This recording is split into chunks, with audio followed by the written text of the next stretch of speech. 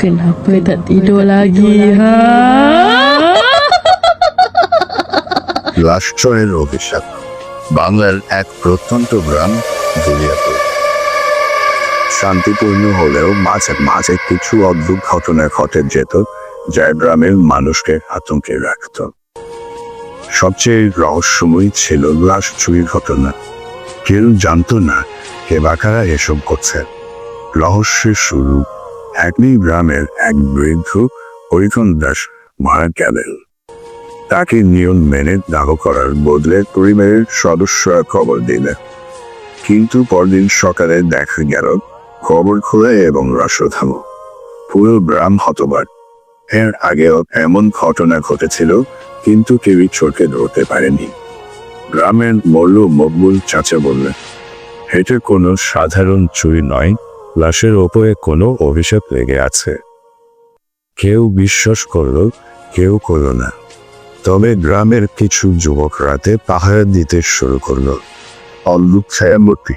3 রাত পর এক রাতে রহিম, গোবিন্দ আর কুদ্দুস গ্রামের কবরস্থানে পাহারা দিচ্ছিল। ঠিক মধ্যরাতে ঝোপঝাড়ের মধ্যে শব্দ শুনতে পেল তারা। লণ্ঠনের আলো ফেলতেই তারা দেখল একটা কালো ছায়ামূর্তি, মানুষের মতো কিন্তু অদ্ভুত লম্বা চওড়া। হঠাৎ সেই ছায়ামূর্তি বলে উঠল, তোমরা কেন এসেছ? চলে যাও, না হলে পরিণতি ভয়ঙ্কর হবে। 3 যুবকের গা শিউরে উঠল। তারা দৌড়ে পালালো। পথের ফকিরের ভবিষ্যৎবাণী। পরদিন সকালে গ্রামে এক ফকির এলেন, নাম বাদশা বাবা। গ্রামের মানুষ তাকে সব বলল।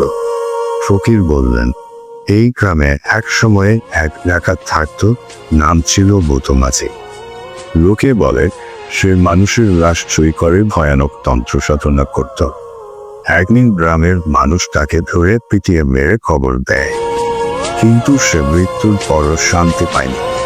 তার আত্মা আজও ঘুরে বেড়ায় আর লাশ চুরি করে তার কালো শক্তি বাড়ায়। সবাই আতঙ্কে জমে গেল। ভয়ানক পরিণতি। সেদিন রাতে আবার পাহাড়ে বসানো হলো। রহিম, গোবিন্দ আর কুদ্দুস এবার ভয় না পেয়ে শক্তি নিয়ে প্রস্তুত ছিল। রাত গভীর হতেই কবরস্থানে ধোঁয়া ওঠা শুরু করলো। তারা দেখল এক কালো মূর্তি হঠাৎ মাটির নিচ থেকে উঠে এল। কুদ্দুস সাহস করে চিৎকার করলো, তুই কে? কেন লাশ চুরি করিস? সেই ছায়ামূর্তি একবার চিৎকার দিল, তারপর ঢোলের মতো বেরিয়ে গেল। সকালে দেখা গেল কুদ্দুসের শরীর ঠান্ডা হয়ে গেছে, সে বেঁচে নেই। গ্রামের মানুষ ভয়ে বাদশা বাবার কাছে গেল। তিনি বললেন, এখনো সময় আছে, দুটো মাঝির কবর খুঁড়ে ও অস্থি গঙ্গার জলে বিসর্জন দাও, তাহলে এই অভিশাপ কাটবে। অভিশাপের শেষ। গ্রামের মানুষ সাহস করে দুটো মাঝির পুরনো কবর খুঁড়ে তার হাঙর বের করল। সেই রাতেই তারা নদীর ধারে গিয়ে সব বিসর্জন দিল। এরপর থেকে গ্রামে আর কখনো লাশ চুরির ঘটনা ঘটেনি।